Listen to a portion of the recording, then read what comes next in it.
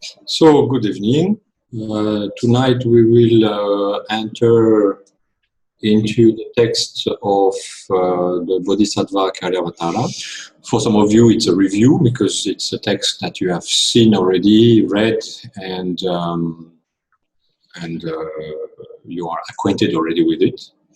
But it belongs to the texts or to the teachings that we can only benefit at listening again and again, because it helps us directly to go deeper into the meaning of such texts. So the Bodhisattva Karavatara was written by Arya Shantideva,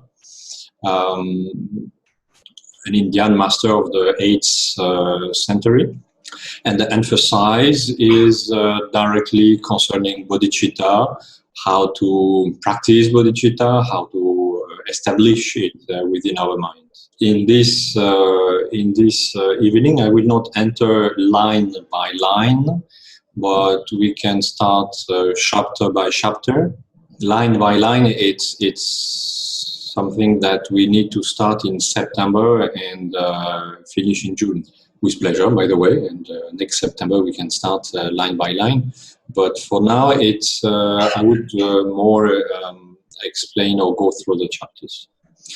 There are 9 chapters, or 10, I think, if we include dedication. And the first chapter is the benefits of awakening mind. So first, we need, of course, to review what the awakening mind is exactly, because it is often translated as compassion, whereas it holds a much broader and deeper meaning. Awakening mind is the motivation for which is developed by the practitioner of the Mahayana to engage into the path toward enlightenment for the sake of all sentient beings. Which means that everything the Mahayana practitioner does or engage into is for the sake of helping the others. So when we say awakening mind, it is because of that. It is because the practitioner wish to reach enlightenment and will do everything possible for reaching that goal with the motivation of benefiting others. As I also always explain, it's an engagement which is without any limit and time. Without limit and time of space and time, first because the Bodhisattva will never stop to act and practice for the benefit of the others. From the moment bodhicitta is generated, it's an ongoing task. The Bodhisattva will come back again and again as long as there will be any sentient beings to help. And even when the Bodhisattva will have reached Buddhahood, the Buddha that he become will continue spontaneously to engage into actions for the benefit of the others. So it is without any limit of time, as long as there will be sentient beings to help, the Bodhisattva will and the Buddha will manifest. And without any limit of space, because as we know, a Bodhisattva has, from the first Bhumi, the possibility to manifest in different places at the same time. So the Bodhisattva will manifest in as many places as required to help as many beings as possible. So the engagement of the Bodhisattva is without any limit of space as well. Thus, the awakening mind is without any limit of space and time. The benefit of awakening minds are limitless. Limitless because once the practitioner of the Mahayana path has actualized this awakening mind, big amounts of various benefits will start to rain upon that practitioner. When we are generating positive thoughts and positive actions, we are accumulating positive energy, positive causes. Yet these positive causes are or can be subject to subsequent generation of negative thoughts or negative emotions. And consequently, it can be destroyed, or the benefit of this positive cause can be negatively balanced. But whatever is generated based upon the awakening mind cannot be damaged or cannot be transformed negatively. Everything which is created based upon the awakening mind will benefit the other sentient beings, will bring benefits towards other sentient beings. Also, once we have generated bodhicitta, our mind is for good set in the direction of Buddhahood and the direction of helping others. Somebody who has generated bodhicitta but not yet other higher realizations such as emptiness can be subject to coming back in unfortunate rebirth on the basis of past negative accumulated causes. But if that would be to happen, we can be sure that the Bodhisattva will reborn quickly and in a higher realm and continue the path. Will never be separated from the path, because the mind of the Bodhisattva is constantly devoted to the benefit of the others, whatever circumstances. It is not possible for somebody who has actualized bodhicitta to, even for a second, remove somebody, one being, from his compassion. So everything which, from the moment bodhicitta has been actualized, everything which will be done upon this awakening mind will be for or dedicated for the others. Even eating, breathing, sleeping is for the benefit of the others. From the moment we hear about bodhicitta till we actualize it, we can have a glimpse of bodhicitta, we can have moments of this great compassion. And as we continue to practice, as we continue to meditate upon bodhicitta, it will grow from within our mind, it will develop till the moment when, on the basis of a very stable mind and a very strong bodhicitta, it will be actualized. In some other words, it will melt or bind with our mind. In some texts, we find the example of mixing milk and water, so they become really one and inseparable. From the moment bodhicitta is actualized within one's mind, it cannot be unrooted, it cannot be switched off. Everything the practitioner will do, it will be on the basis of bodhicitta. And from the moment the practitioner actualize bodhicitta, realize bodhicitta, he is called a child of Buddha or Bodhisattva. And from the moment bodhicitta is actualized and somebody has become Bodhisattva, he is ensured to always walk in the direction of Buddhahood, the complete enlightenment. So there is a certainty for the Bodhisattva to reach Buddhahood. Thus, we can say that once having realized bodhicitta, there is no way somebody would go back in terms of motivation, in terms of direction of spiritual development. the engagement of the Bodhisattva is absolute as regarding the others. Whatever means, whatever possibility, the Bodhisattva will engage into.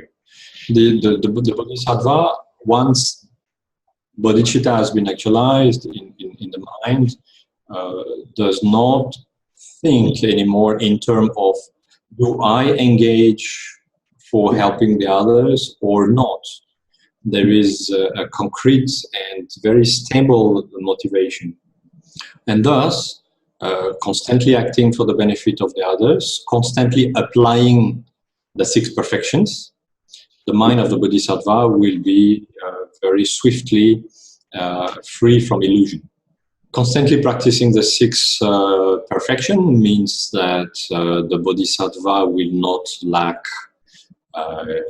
any form of generosity, of patience and enthusiasm for the practice. So the benefit is immense.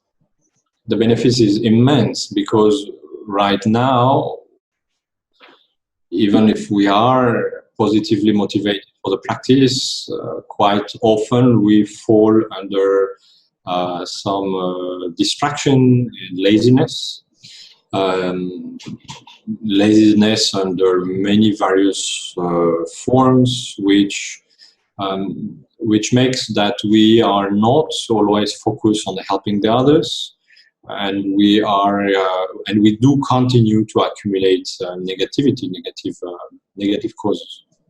So we have ups and downs in our practice. We have still anger. And out of such anger, we accumulate negative causes. But once we have generated bodhicitta, this kind of disturbance cannot arise anymore. What cannot arise anymore is any selfish thoughts over the benefit of the others. We cannot also be distracted by laziness and not practice enough. So if all these major distractions such as anger, impatience, laziness, or lack of compassion disappear, we can understand that our spiritual path becomes very strong, very powerful. So the spiritual path that we are following becomes very clear, very strong, very oriented towards Buddhahood. Bodhisattva becomes a being of remarkable importance throughout the universe.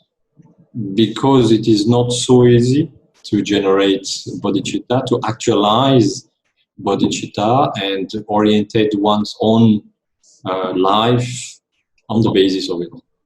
So because bodhicitta is so precious and has so many benefits, this is what we should remember and put into practice every single day.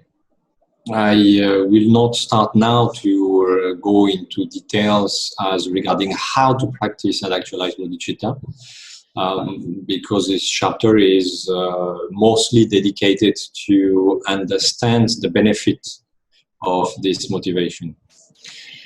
This is a chapter that we have to read again and again, especially when we have the tendency to fall into laziness or dullness of the mind.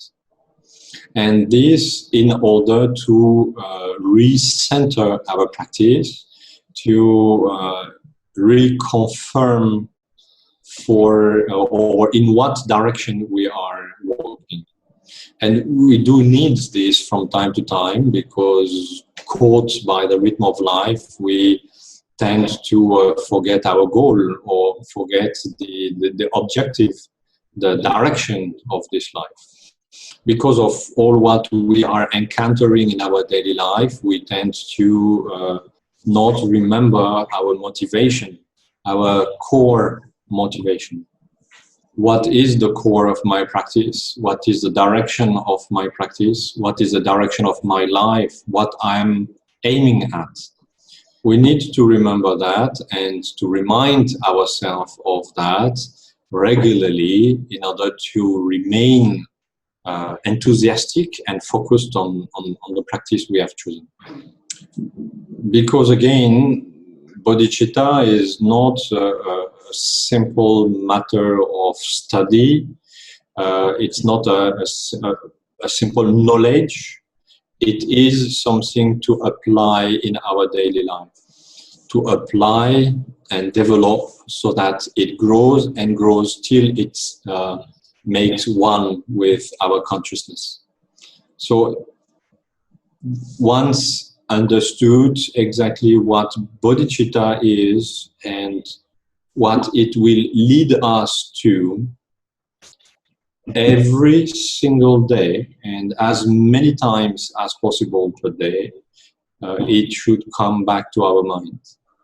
Because more we remember about it, more we focus on applying it in every engagement of us, and quicker it will become one with us. And it is the goal.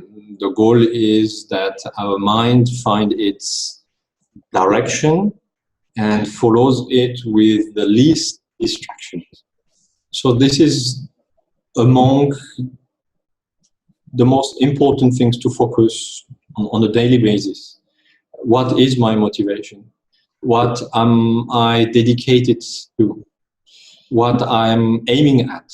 We tend to be so much caught or so much disturbed by different situations of our daily life, professional life, family life, that we simply forget the fundamentals of our practice, such as the motivation and the fundamentals, the most important things once we are engaged on the Mahayana path is without any doubt the right motivation, such as the bodhicitta motivation.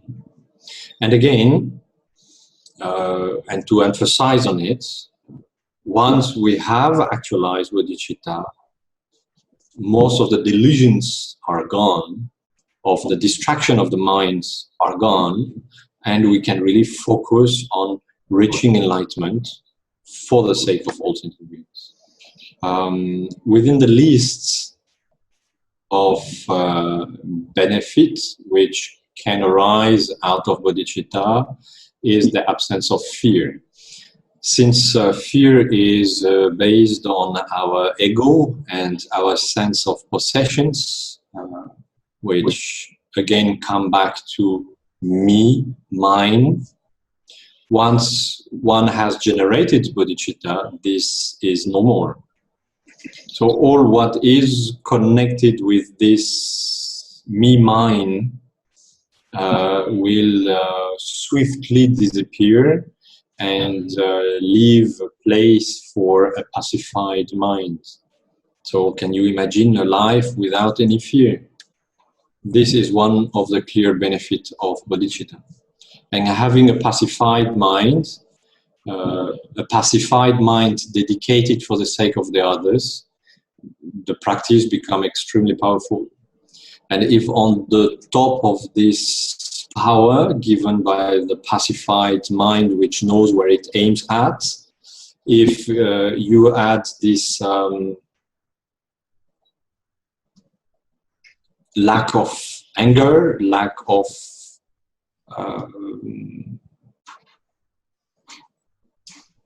delusions, we can imagine how we are progressing towards enlightenment. We can see on our daily basis how quickly the mind is disturbed, or how quickly we tend to focus on unimportant things.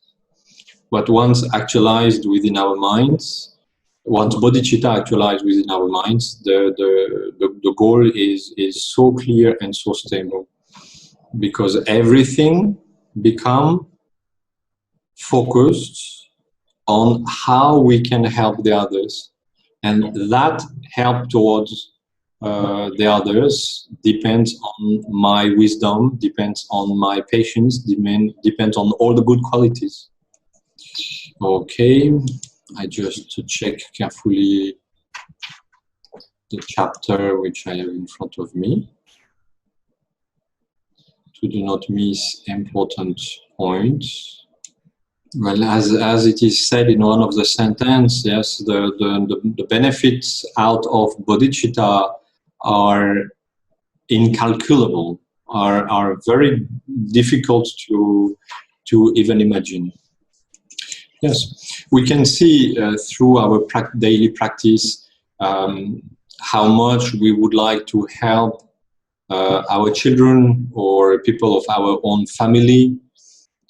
When we see suffering, we would like immediately to know the possibility how to stop that suffering. Yes, if you have your child who is in a hospital and in great pain, of course, as a parent, you have a very strong motivation to help your child. Well, the Bodhisattva considers all sentient beings as his children and has an immense wish to help as many beings as possible, and this constantly. And even when there is no action immediately taken, the Bodhisattva's mind is filled up with compassion, recite mantras, prayer, all what is possible to be done for helping others. And of course, helping others passes by our own generation of wisdom. So we need to strive for generating wisdom as well to help more efficiently. This is a clear part of the path. If I want to help the others, I have to be free myself. I have to possess the necessary wisdom to help as many other sentient beings. So even if we don't have something to engage ourselves into action-wise, we continue to practice what can help our wisdom to expand. We should remember that enlightenment, full enlightenment, achieving the state of a Buddha, is on the basis of what we call the two great accumulation of wisdom and merits. So we need to engage in all the possible meditation leading towards the realization of emptiness, because what we call the accumulation of merits is this deepening of emptiness, deepening of the understanding of the non-inherent existence of all phenomena. But this is the accumulation of wisdom, not merit. No? Sorry, wisdom. Yes, correct. And the accumulation of merits is through all the actions which are performed under the influence of bodhicitta. And that is also why actually one can reach full enlightenment only once bodhicitta is actualized. Because the amount of merits which is required to achieve full enlightenment can be collected only with the help of bodhicitta. Okay, we will come back on that later on, but it is important at the same time one is cultivating bodhicitta to also cultivate wisdom. One does not really bring us towards enlightenment without the other. But it becomes extremely obvious anyhow for somebody who has generated bodhicitta that he needs also to practice wisdom to develop wisdom. So within our life and within our practice, we need to remember every single day about the correct motivation, about bodhicitta. If we remember bodhicitta often and often, it will not only help us on the longer term to actualize bodhicitta, but it will help us immediately also to counteract lack of patience or anger. So remembering and practicing bodhicitta or reciting prayers towards the generation of bodhicitta is not just with a goal on the long term, but on a daily basis. On a daily basis, meaning that even if we have not yet actualized bodhicitta, just to remember about it helps us to pacify the mind. And it helps us to pacify the mind because most of what disturbs the mind is due to selfishness or self-centeredness, which progressively we lose when we practice bodhicitta. So we should not think about bodhicitta like something far. Okay, in few lifetime I will generate bodhicitta. No, it should be practiced already. It should be enrooted in my daily life. And along with the practice of bodhicitta, all the practices which help to pacify the mind are very important. They help each other. If you engage in the practice of shine, for example, it helps to pacify the mind, so you remember better about bodhicitta. And the more you remember about bodhicitta, and the more it also pacifies the mind. So both are perfectly helping each other. So in brief, if we are aiming at helping the others, and if we are aiming at reaching enlightenment, we need to generate and actualize bodhicitta. And actualizing bodhicitta will be an immense boost, let's say, on our spiritual practice, because it will set ourselves absolutely straight in the direction of Buddhahood, without losing any time, without any laziness, and with a very direct way of practicing. All right, anything missing? No, I think I told you everything which I planned to. I can only but encourage you to read this chapter line by line in order to fully understand it or remember it. And once we have taken refuge, we aim at reciting every day the prayer, not only of refuge, but also of generating bodhicitta, yes, as long as we are walking on the Mahayana path. So I wish you a good practice of generating bodhicitta, which can come only if you practice it. So more you apply it, more you remember about it, more you include it in your everyday activities, and quicker you will realize it. All right, then see you for the next chapter.